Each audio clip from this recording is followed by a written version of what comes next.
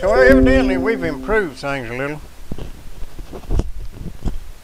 Hello everybody. We done called off the show and Bob went home, and then we fixed our equipment and Bob ain't here, so we have a pretty good show, I guess. Got Ariel Henson here. So tell me, what's going on, Mr. Ariel? Well, where do you want me to start out? Alphabetical order? Or? Well, you could start with the flying saucers that can't run the night with their headlights off, and then go from there. Flying saucers. That comes up every now and then. I heard, though, current news, I heard that somebody attacked a bear this morning. Did you lost the argument, didn't he? Well, I heard they attacked a bear up over at the Money Hole Park, so I don't know what happened, but... that'd be bad.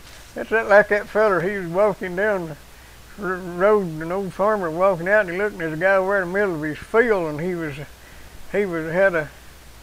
had a bull after him. And bull is gaining on him, and he's sitting in this hole, and there's a little hole fell out in the field, and the guy just jumped in it, and the bull went on by, and the guy jumped out of the hole, and the bull took out after him again, trying to make it to the fence. And bull was gaining on him, he jumped back in the hole. This went on 3 or 4 times, and finally the farmer said, "Why don't you stay in the hole?" And the guy said, "There's a bear in the hole." So I guess somebody had a bull after him out at the park, and there's a bear in the hole. Yeah, I guess you might as well joke about it. It's whatever. As long as it ain't us. As long as it ain't me out there attacking a bear. That bear, I reckon, if it's the same one, he's been around for a spell. I saw some pictures of him the other day. He was, do you know where the big pond's at out on the other end of town on the east end over there? That big pond on the right. It's got a white fence around it. Yeah. Yeah, well, he was down there having him a little sip, I reckon, or something. But anyhow, they got him on film. And if you cross that ridge, you come up there where the first or second golf hole is. There's a cemetery right there. Yeah. Well, they got a picture of him crossing through the yard there. I saw that. And that's up in your neck of the woods. Well, I got word of it, so I went out to take a look, and sure enough, he was sitting up there at the pool, had him a big cold beer and smoking a cigar. So I didn't figure I wanted to attack him. But I was thinking, you know, with as many rules and regulations as we got, bears don't stand by their laws too good. Well, I know. They ought to pass a law against bears being in public places, and that'd take care of it. Yeah, that's right. But you know, I was thinking, you know, if you harm this bear, you know, you're going to get in trouble. Mm-hmm. If you don't, he's out of season right now, and besides that, you're not tagged, you're not licensed to shoot him, and then besides that, if he's within the city limits and you discharge a firearm, then you're in trouble. Yeah. So you violated a dozen laws. You know what the feller said? He was going through the field, and maybe it's a bear instead of a bull got after these 2 kids. You know, they'd been over playing basketball, and there's a running from that animal that was after them. That one guy, it was a grizzly bear is what it was. And they still had some leg room in front of him. That one guy just stopped and went to change and putting on his tennis shoes. And so the guy said, "What's the matter with you? You can't outrun that bear. Them things can go 30 miles an hour. You don't have to outrun that bear. All you got to do is outrun you."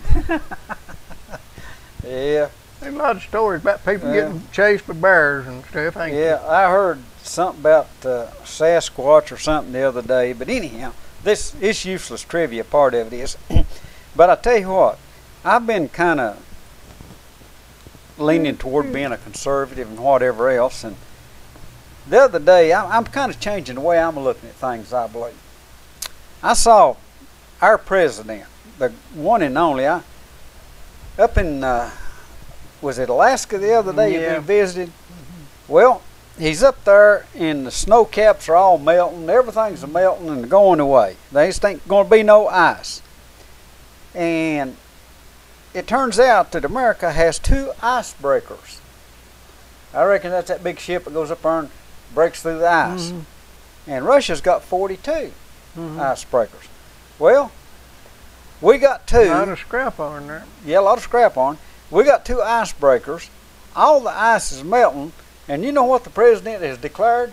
What? We need to build more icebreakers. So I tell you what, that makes a lot of sense to me. I mean, Kind of like county commission, ain't it? Build dog houses and everything else and can't even pave the roads. I'll tell you what, a feller that's smart enough to in one sentence say that the ice is all melting, and in just about probably the same paragraph, we got to make more icebreakers. Well, I tell you the problem with what he done. He went up there and picked on the exit glacier. That's the name of it.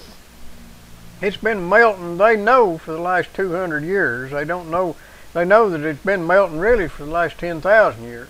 But they've documented the recession of that glacier for over 200 years. And, I mean, that's when they first got up there and found it and said, hey, you know, it's melting. But there are also glaciers in Alaska that are building. Yeah. They didn't go to none of them. Well, you know, the Lost Squadron, Yeah. it was, I don't know how many feet deep. They landed it on the ice in World War II. Yep. And that's been somewhere around 70 years ago. Yep. And how many feet of ice did they have to go through to 348, I believe.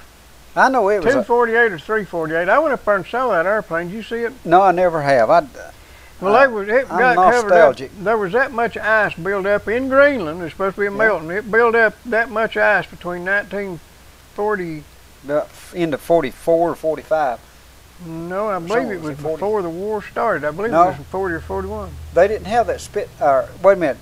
It was a P-38. Did they have the P-38 I think during Korea? I think this was a Lend-Lease thing before we actually entered the war, but I'll find out here in a minute. Well, but anyhow, no matter when they went down, the ice has accumulated that much since they landed those planes. So you know, you'd think finally it'd get so top heavy it'd start wobbling. yeah, Like some of it's like them islands could capsize if we put too much weight on them. Yeah. Yeah. Guam. Yeah. Now, is that the Lost Squadron? No, that was the Lost Squadron was down on the Okay, that's what I thought. triangle. You called them Lost Squadron, Oh. and I didn't think that's right. No, Let's see. but when you come down to it, they was lost. They was just lost in a different place. No, I'll Well, they take knew that where back. they were at. They knew where they at. They weren't lost. Well, nothing ships come pick them up. Yeah. Well, I wonder why didn't they just fuel them things up? If you landed them, fuel them up and take them on. Well, I don't know how. I guess they figured they'd have trouble getting them off the ground, and they had to get something there to do it with. It just didn't work out. P-38F is what it was. Yeah. And do you remember seeing them things flying across your back in the early 50s? Military was still using them, or whatever.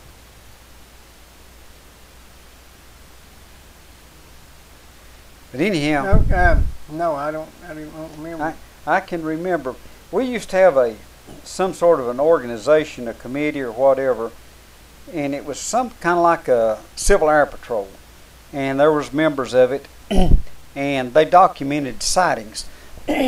When they sight an airplane that they could identify, they would make a note of it, and I think it was merely to see how much input or the general public would have as far as spotting aircraft for what it was worth. But anyhow, you made mention of something there a minute ago. Who do you think is the highest paid person or employee or whatever of the county? That dentist. Mm-mm. Who? Well, yeah, he may. Wait a minute now. What's he doing? 100,000? 106 in benefits, wasn't it? Okay. But okay, let me ask this question a different way. Who's the highest paid per hour? Well, Huh? you'd have to know how long they work. Well, if you know how long they work. I don't know. Okay. What if you're making $24,000 a You're year? talking about the county commission then. If you're What making I can't figure out is if you're so generous you're willing to pay $1,200 more in taxes, why can't you pay you $18,000 insurance you voted for in the you're same? 1,200, Yeah, I she said believe- I pay my $1,200 taxes more a year to help these people out. By the way, I want my $18,000 insurance back. Okay. You're right. It was on the 15th of July, 1942. I was thinking that it was the helping build up Britain before the war. Well, now right there, the reason they put them down, according to this, B-17s. Two 17s in it too? There was two B-17s. Wow. How about that? Okay. Now that's interesting that they could land those things. It said poor visibility. Due to poor weather and limited visibility, 6 P-38 fighters and 2 B-17 bombers were forced to make an emergency landing in Greenland en route to the British Islands during Operation Bolero. Well, nobody got hurt or anything, don't reckon. They just come picked them up. Well, like I say, I don't understand why that they didn't. I'm sure they had to be a reason that they didn't take them planes back off, because if you could land them without damaging them on a glacier, they would have been nothing. They just called them a lost squadron. Do they? Yeah. Okay. Well, that wasn't because I knew it. I don't believe it. It may have been back there in my computer now. Well, I thought the lost. Well, I'm sure they call them both that. But anyway, getting back to highly paid people, and this is something I'd like to hear some discussion of. If you're making or being compensated, 268 feet. I think it's 248 or 348. It's 268. 268 feet of ice. Yeah. And this was in the 90s, so it'd been less than 50 years. Well, now all this ice is going to melt here in about 2 more years. But I tell you what, there's a whole squadron sitting there less one. And according to ABC, they was we're supposed to have famine and flood and everything this year. We ain't got here yet. We're a little late. But why did that guy? Why was he foolish enough to go up there and spend all that money to get that out? He could just sat there and pull them out. You know, it wasn't in real good shape. They had to put it back together. Oh well, they had to. The way they got it out is they melted a hole down through the ice and took it apart and then hollered it out. But now he had all that ice mashing in all them years. They had to beat some dents out of it, and they got it out. That's interesting. You start to think about it, that ice is gonna. Yeah, whatever's above it, it's holding that up. I would have figured it would bridge. That ice would bridge. You know what I'm saying? In other words, it's coming in there a foot or two at a time. And then, you know what I'm saying, it's self-supporting to a large extent. It is, but it has to hold up what's above it. Yeah, but if you spread that weight out, it's kind of like it's kind of like the same the bridging principle. Like you put in a round bridge and that's an arch. An arch. You put in an arch, and your first foot will have so much pressure, and then the next foot and the next foot, and after you get up, the formula has to do with the width as to the depth, and then after a certain point, if you've got solid, what you put on it does not affect the other part. Well, let me ask you something. You can take a block wall over there, and if it's good mortar and stuff, you can take a block out of the bottom, and it just stands there. You can take 2 or 3 blocks out and it just stands there. Right. Bridging if effect. there ain't nothing holding it up, why can't you take that front row out and put the bottom run all the way out? The bottom run? If you've got a good solid footer, you could. You don't need the bottom row? If you've got a solid footer to bridge the... It's not... You're telling me that I can leave a gap under my house all the way around? No. I'm saying that you could build it. You can't build it. Wait a minute. Now. I didn't say all the way around. And you said a hole. You said a hole. I know. I said, why can't you take that whole bottom run out? Now that's the last statement. Okay, First let me ask you a could you take a hole Let me ask out? you a question. Okay. You agree that we can go in there in the middle and take a block out in the middle and the wall still stand there? You can take a block out. The lower down you take the block, the more bridging you got above it. I know, but just listen to me. In the middle. I go in there and I take one out in the middle. Right. Okay, now let's pretend like I got another wall over here and I go take one over here on the side. Okay.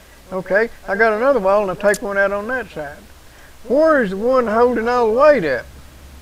There ain't no one holding all of it. So you have to agree that them that I took out was holding some weight. They were holding some weight. Well, why wouldn't they be holding an equal amount? Okay. So you got 100 blocks. If you've got 100 blocks on the bottom round, and you've got 100 tons up here. Each block is holding up a ton.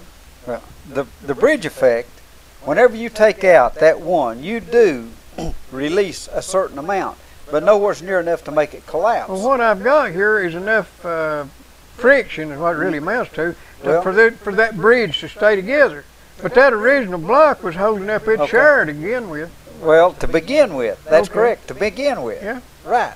So my original point is that airplane sitting down there under the ice is holding up whatever ice on top of it. It's not. The ice is holding itself up. Well, you don't need the airplane then. Well, if you put 260 feet of ice, a chunk of ice, and set it down on that airplane, it's going to be crushed. Well, that's what they done, and it didn't. And I said it was banged up some. Well, I bet they banged it up, taking it out probably. Now, look, Hanson. Okay. You're going to have that weight evenly distributed around the bottom. You agree with that? Let me ask you a question. Okay. Now, let's say that you take anything. I don't care if it's a bottle. Let's say you take a glass bottle and you put it underwater, and then you freeze the water. Okay. Now, whenever you freeze the water and you've got, say, 2 foot of water above that thing, and the glass is not touching the other, it's just in there evenly, and you can put a lot of pressure on the top, as long as that ice don't crush. And the glass got water inside it too. Right. Yeah. Well, yeah. Why would it? Okay. Then that airplane, if this ice came in as water, it's evenly distributed. I agree with you. See. I agree with you. If they don't have any voids in there. Well, if the voids... But, now wait a minute, but I still go back to what I originally said. That airplane may be full of water, and it may be have an internal pressure as well as an external pressure, but the weight is still supported by that chunk that's there, whether it's ice or whether it's airplane. Well, the thing about that chunk of ice is that it did not... If it all came in there at one time, let's say that ice slid in on top of that plane, it'd be gone. But if that ice came in a little at a time, it may have took... If you go in there and put a hollow airplane in there, and you don't fill it with water, and you pile ice on top of it, absolutely. If you pile ice on top of it. Okay, you put it in a piece at a time. Let me ask you this. Did that chunk of ice come out of the sky all at one time? No. How did it get there? I guess it come in flakes.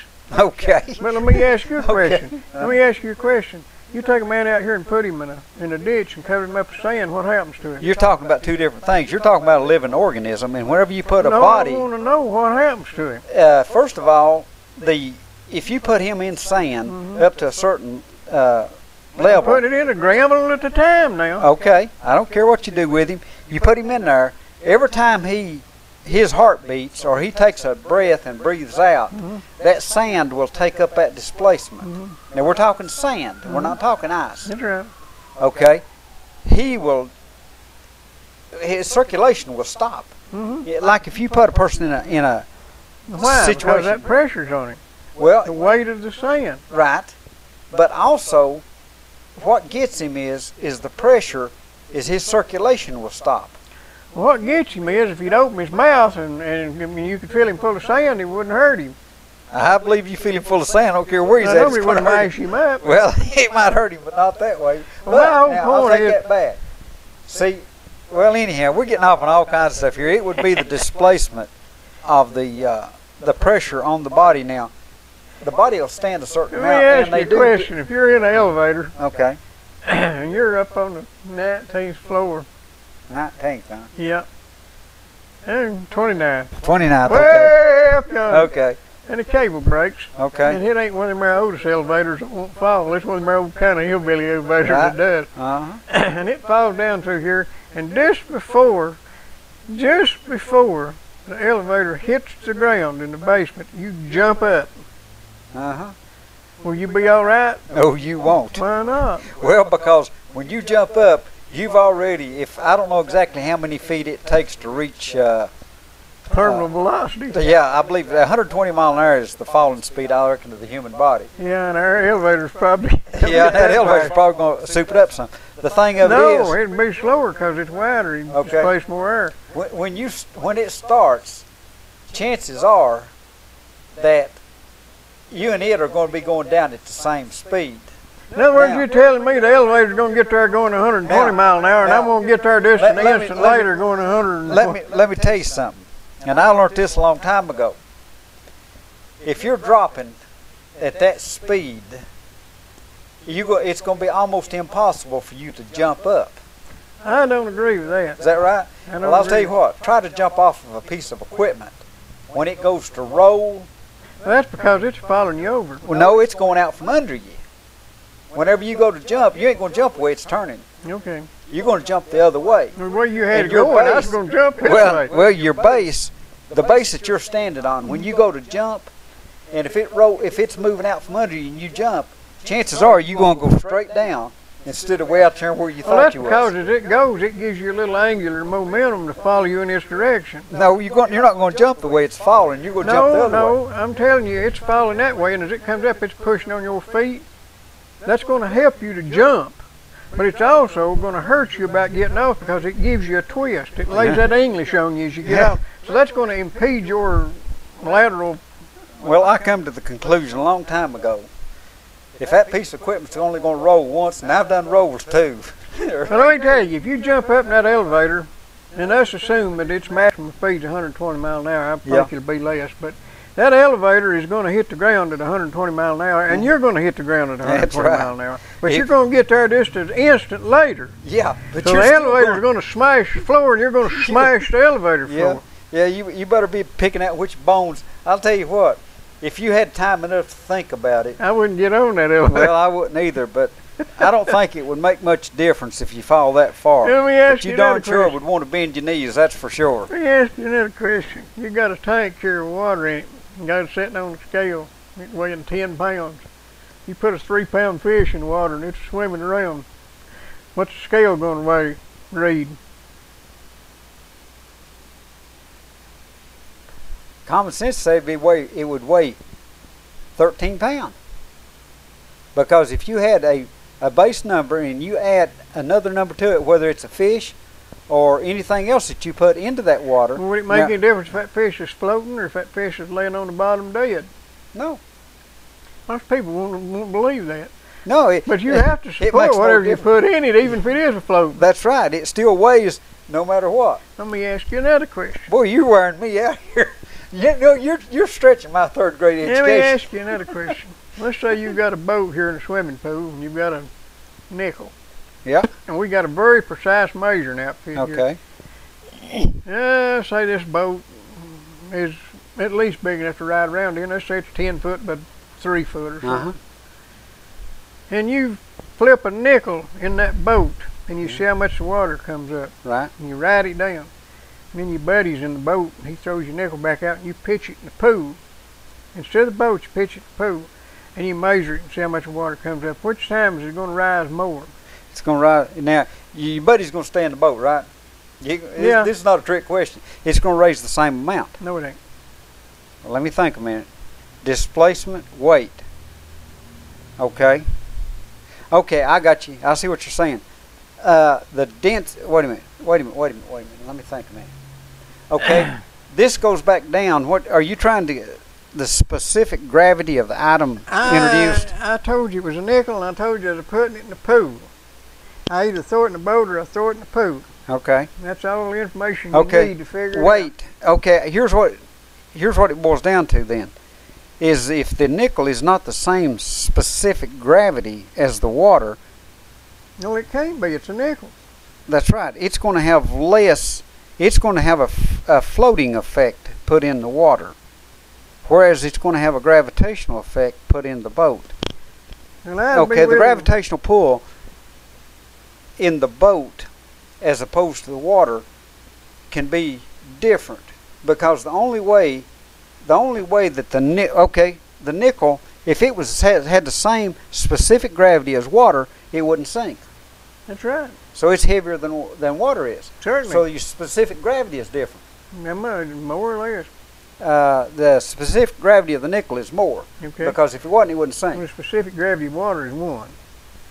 That's correct. Now, Uh-huh. which raises the water level more, the nickel in the boat or the nickel in the pool? Nickel in the pool. No.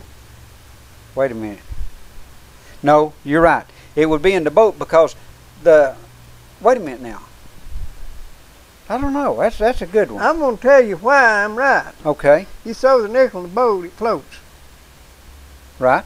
So you got to displace enough. Enough water to compensate for the weight of it, which for the means weight of that nickel, and it's heavier than water. Which means the water's going to come up. Yeah. And the only thing you've displaced is the volume of the nickel. That's right. You're correct. Yeah. Well, yeah, you're correct. So thus, whenever you put it in the boat, the water's going to come up more than it is if you. It has to come up enough to float the nickel. To compensate for. Now, if you throw the cup of water in the boat. Yeah, it wouldn't change nothing. Yeah, it would. Yeah, it would. Wait a minute. Yeah, it would. The same water that's in the pool? No. A new glass of water and you pour it in the boat.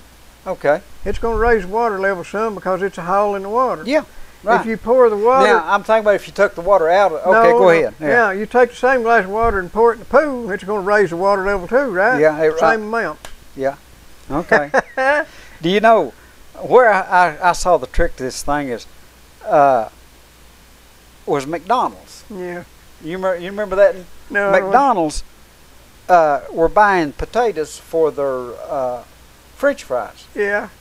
And that's how they determined the moisture content or how much was in the potatoes. Yeah. And that was very important when you're buying thousands of tons of potatoes. Yeah.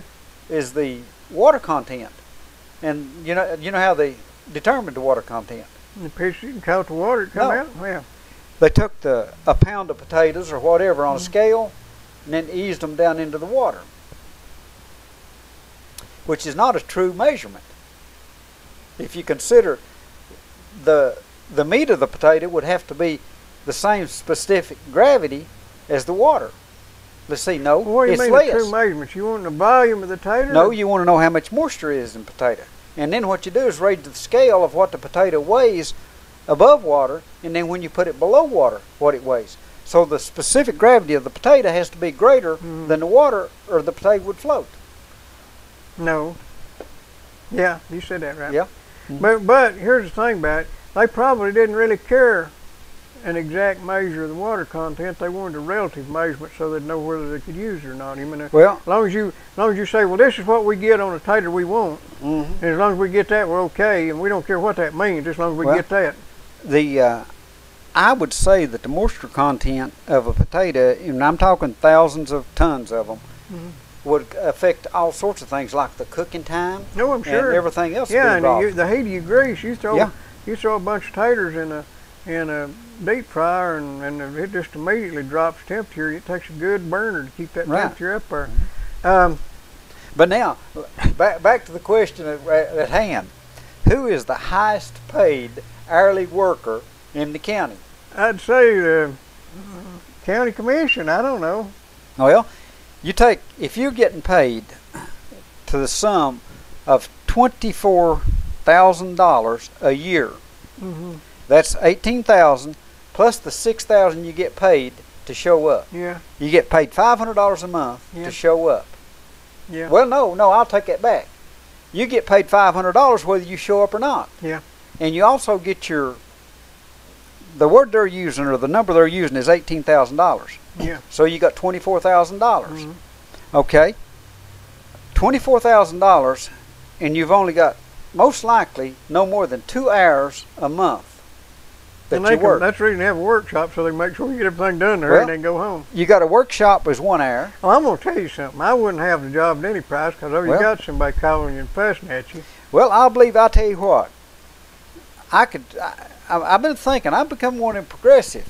For $2,000 an hour, or even $1,000 an hour, I could get me an enlisted telephone number. And I could sneak in the back door and out the front, or the other door, and be gone. Just send your vote in by mail. Well, all you got to do is push that button, and vote your conscience. And if you could get a little somewhere else. As many people as I've heard talk about that there $1,200 don't mean anything. I want my $18,000 insurance woman. That may come back and bite her next time she runs. I think here's the thing and I'm guilty as anybody, is to not look at this stuff. I've been brainwashed from a time whatever not to ask questions and whatever, but Well, it didn't work. Well, if you spend enough time laying on your back looking up at the dirty side of a piece of equipment, sooner or later you might start to think. And I'd be darned if I could get 1,000. Well, it's just like we have some commissioners don't even show up. If I could get $2,000 an hour, or well, no, that'd not show up a whole lot. Not even show up. Get $2,000 and not even show up. Beats the heck out of turning bolts. And I always wondered, $24,000. Do they get that much? Well, you get $6,000 to be on the commission. Yeah. Plus, you get. They're using the number $18,000 for the insurance. Oh well, all of them don't get the insurance. Okay. Now, this is a question. Let's say that you're there and you're not taking you're getting your $18,000 from another government agency somewhere. Would you not be entitled to your $18,000 regardless? Well, now listen, everybody else I don't is getting think the Affordable Care Act requires them to provide insurance to part-time employees, and them guys. No, wait a minute. They're saying that they're full-time. Well, then they're violating the wage and hour law. Okay, wait a minute. Because they're underpaying them. They're saying it.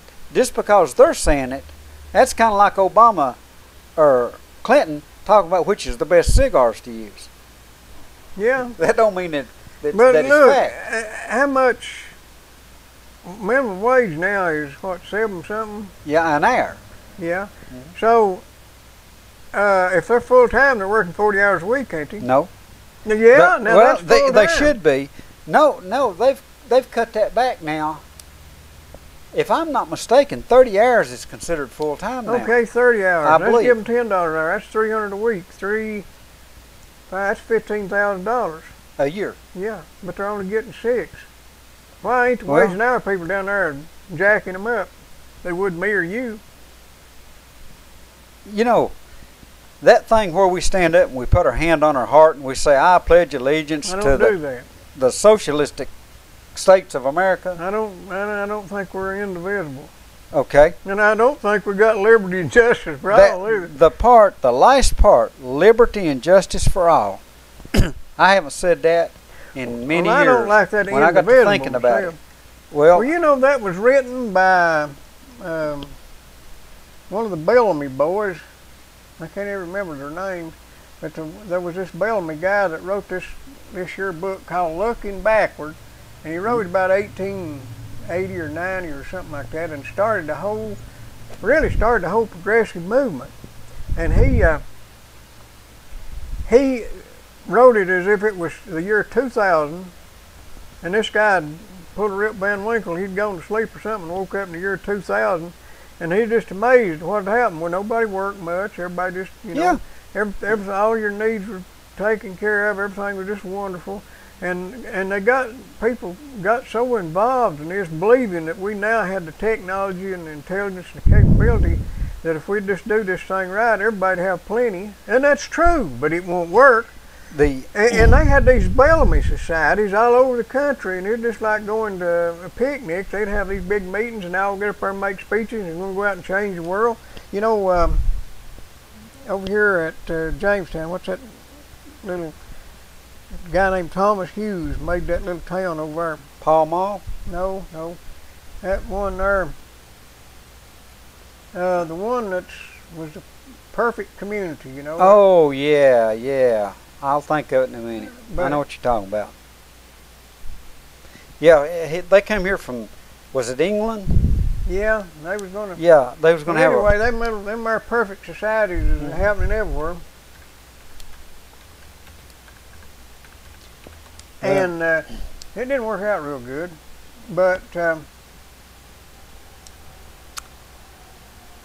his cousin was the one who wrote the Declaration of Independence. Pledge of Allegiance. Pledge of Allegiance. And that was all part of that progressive movement. What year does this approximately come about? Now, boy, I'll tell you what, Hazel Valley knows this stuff by heart. Rugby. Rugby, yeah, rugby. That's Named it after a ball game, didn't they? Well, let's see, he went to rugby school, which was then under the celebrated Thomas Arnold. Named after the school. That's the name of it, ain't it? Rugby? Yeah, rugby's the name of it. Been through it many a time. Okay, Used to go through it twice a week. You want to know when Looking Backward was wrote? Yeah. Well, I tell you, that's an amazing piece of thing you got here where you can punch all this information in. If I could do spell, we'd be Yeah, if doing you could real good. spell. It was published in 1887.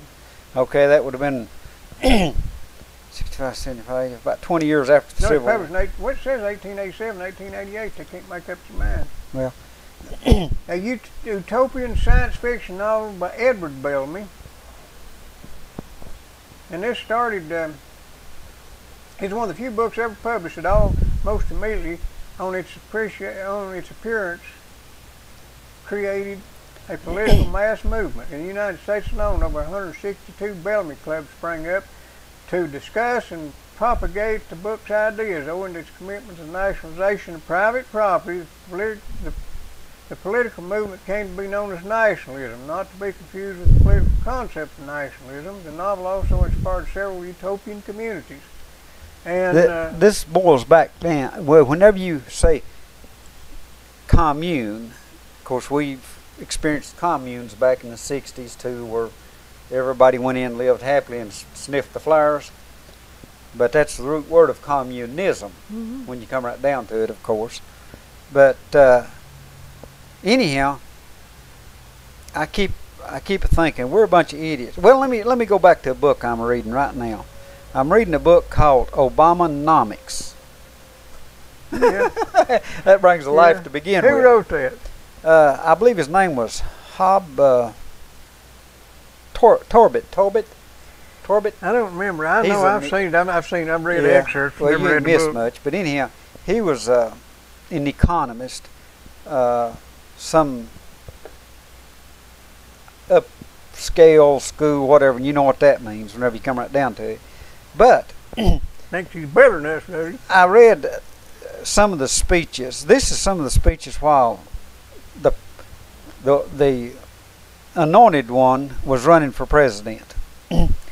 But in the last part of one of his speeches where he's talking about the people that the alarm goes off at 5 o'clock in the morning, and this morning when mine went off at 5 o'clock, Yeah.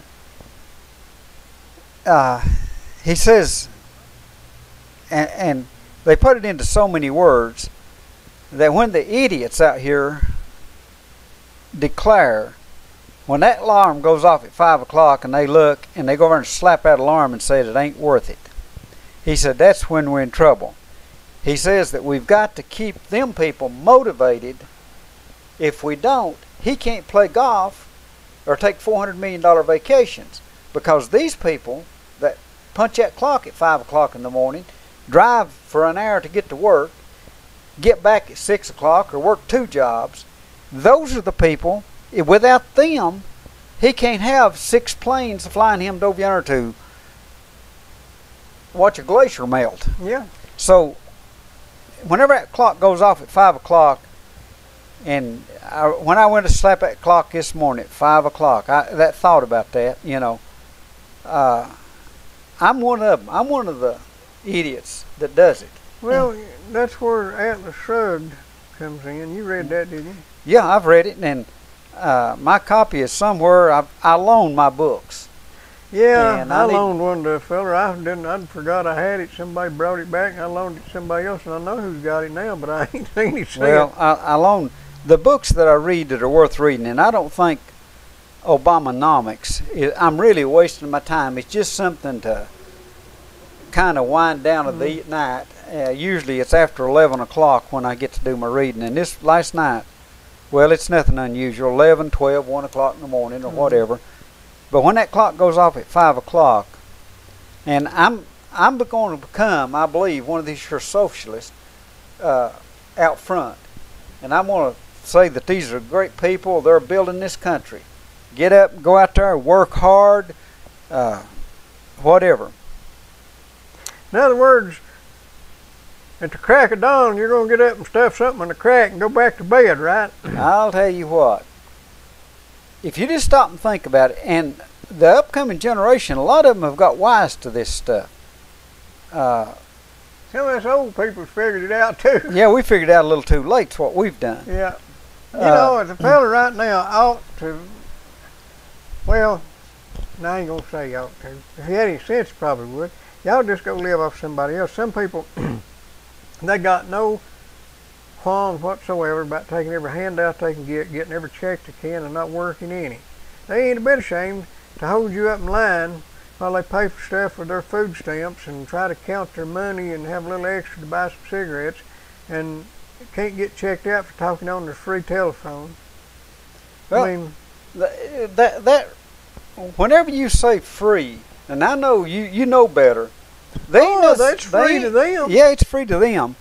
But idiots like myself, and when I think about it, you know, there's no use in me getting infuriated about it. Yeah. I heard a straw poll the other night where they was taking votes or whatever for Hillary versus Trump, and Hillary got a lot of votes, and that tells me that somebody sees a whole lot more than I do.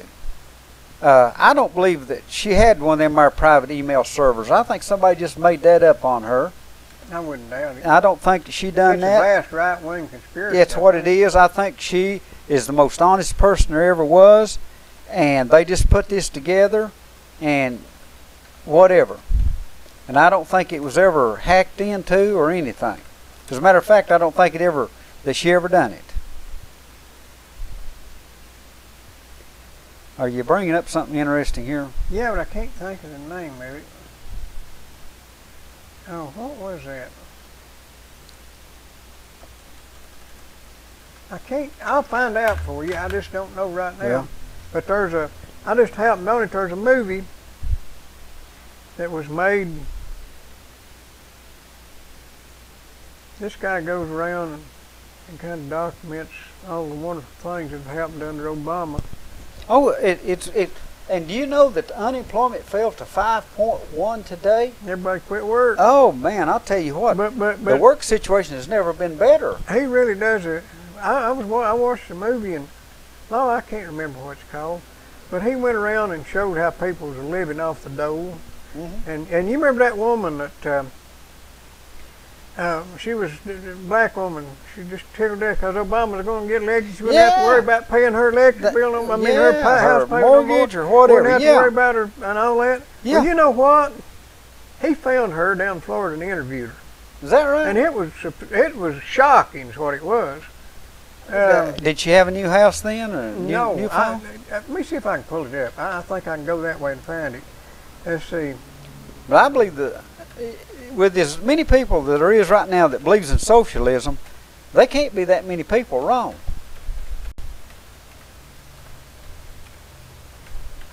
This woman. I remember that though. She was so happy. I'll tell you what. Well, anyhow, can't say things, but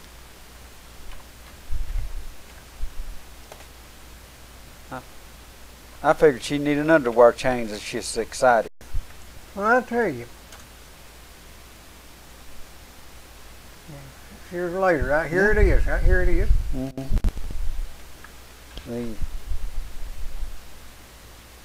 6 years later. Well, there's things going on right now, and Peggy Joseph was her name. I won't have to worry about putting gas in my car. I won't have to worry about paying my mortgage. You know, if I help him, he'll help me. Oh yeah, right. No Place Like Utopia is the name of the film. Now look, you're going to be shocked if that. Watch this. This is amazing. It's not like I thought it was. Peggy Joseph took her daughter out of school early Wednesday. Her emotions ran high following Obama's speech. I won't have to worry about putting gas in my car. I won't have to worry about paying my mortgage. This is where she lives. Wow. Yeah, well, I can just tell by looking at that door. Hi. Hi. Are you Peggy Joseph? Yes, I am. I have a present for you. I brought you some ruby slippers. Slippers? Yes. I didn't order any slippers. I know. Well, I'm making a documentary. I'd like to talk to you. Do you mind? I won't have to worry about putting gas in my car. I won't have to worry about paying my mortgage. Did Obama pay for your mortgage? Look at that house. And did he pay for your gas? Absolutely not. Mortgage got worse and prices got higher. During that time, we needed a change. but it changed for the better, not for the worse. He had a very big voice, just like the Wizard of Oz. The wizard with this little teeny tiny man. And I think it's the same thing with Obama, man behind the curtain. Not who we thought or expected him to be. I was Dorothy in The Wizard of Oz. That's how I feel. I was Dorothy. I started getting a little bit more educated about politics and reading more. What I learned is never trust the wizard. It's within ourselves to have the determination, the courage, and the brains to bring us to our destiny. Are you amazed? Is America still a land of opportunity? 100%. As compared to what she was before. Anything that you want to do or become, you can do it in America. She's from Jamaica, and she works and don't get checks every day. Well, I just helped those things. Wasn't much surprised about it. This guy's named Joel Gilbert, and he's got this documentary. It's called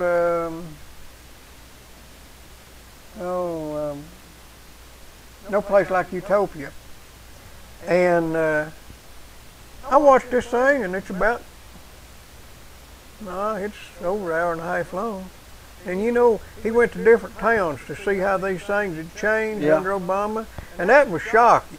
I mean, I thought she was just a welfare queen. Yeah. But anyway, I watched the last, and on the last he went back home and showed how things had changed around home. You know where he's from? Ain't no telling. Oak Ridge. Oak Ridge. Yep. But that's pretty good. I mean, it ain't something you ought to buy extra popcorn for, but you can watch it online. Well, it's called No Place Like Utopia. I mean, it ain't free. You have to, if you ain't got a subscription somewhere, you have to pay for it. A couple of dollars. That's okay. I don't have the time, and I'm paying. It's like we have cable, and I'm strongly considering, if it wasn't for a show or two, I'd tell them what to do with it. I'm just so fed up. If you'll watch the evening news, they get more and more commercials, longer commercials. And listen, well, they ain't had no news in a long time. They've had political commercials declaring it news. The commercial is, how can you become at 95 as sexually active as you was at 18, and they get real discreet about it. And now they got descriptive, excuse me. Not discreet enough. But anyhow, it's so, you can't even watch a program. The program may be marked general, but the damn commercials, excuse my language, is enough to embarrass a sailor. They think they don't want to show no violence on television. No. It's harmful to kids. All they've got is queers and love and stuff like that. I'll tell you what, the world is upside down. Like I say, I don't think, and I might be wrong, well, let me go back to ISIS. Let me say that. I didn't know we'd been there. Okay, ISIS, I was watching the thing the other day and said they got 30,000 combatants. ISIS has 30,000. They're dislocating millions of people. So they say. I don't know what, I don't believe nothing I hear. But if they've only got 30,000 combatants, we can take 6,000 snipers and put over there, or 5,000, and let one of them take out 6 each. Yep. And that's, no, you wouldn't have to do that. Well, you could take out 10,000 of them, and the rest of them crawl under a rock. What if you had the goal of taking over certain countries, and you realize that the best way to take over that country is to overrun them with non-workers, refugees, who happen to be of the same religious belief you are, and when they get there, I don't care if you send over 100,000 and only 3,000 survive, they're still going to be Muslims, and they're still going to breed, and they're going to expand, and whenever they get to critical mass, they're going to want Sharia law, and then you've conquered the country without ever leaving home. That's right. That's a good point. They're using them people just like they used them our kids on them trains. Right. That's the same thing where we got invaded. Yep. I'll tell you what, if you'll take a look, this thing is staged, in my opinion. Here's what I look at. When I see a mass migration of people or whatever, or thousands of people together, my calculation starts. These children, where's the diaper bag at? Where's the water? These people, if they're walking that far in 90-degree weather, and they ain't even breaking a sweat. Well, you The saw that picture of clothes- that kid washed up in the sand. Yeah. I guess. Oh, Well, yeah. that is heartbreaking. Oh, you it know. is. But now that is not because we or Europe. That's not because Europe don't want to take in refugees. That's because Mommy and Daddy put him on a boat and drowned him. Right? But if you look at them multitudes of people, I don't see no water cans. I don't see no water containers. These people can't travel that distance, whatever it is.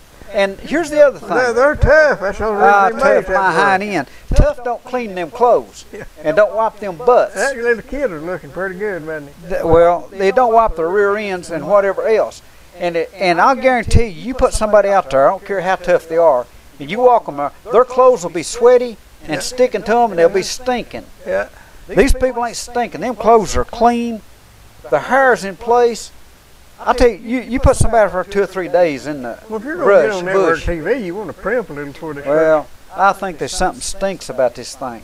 I think there's a whole lot of things going wrong. I think it stinks. Well, I thoroughly believe that we have been invaded too. I think Well, we've we got have. a Muslim president that's working as hard as he can to bring this country down, and he knows no limits. Well, He's out of Let me go back to this.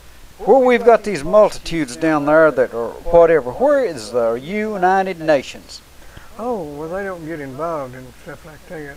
They're too busy finding us at fault for Yeah. what we did at Guantanamo. Yeah, the UN sounds to me like a lot of other organizations I've heard of. They don't have enough money. We need to give them more money. Right. They're busy yeah. fighting climate change, which is Right. the biggest threat to society in the Well, history of mankind. They- We got to go. I need to Okay. tell you to go down to Digger Wilson and get you some propane at 562-5444 right in the middle of the road in Sawmill Holler, or go up to Napa Auto Parts at 562-2529, and they sell all sorts of auto parts, and they stand behind them. They're good people to deal with, and they're right across from my IGA. And oh, by the way, the best ambulance service probably in the world is Vital Care, and they're at 562-9370. And sorry, we kind of abbreviated the thing, got a late start, but you probably had all you could stand of us anyway. We just had a problem figuring out which button to push, didn't Yeah, we? we had to push some more buttons. We had to reload. Thank you. See you, everybody.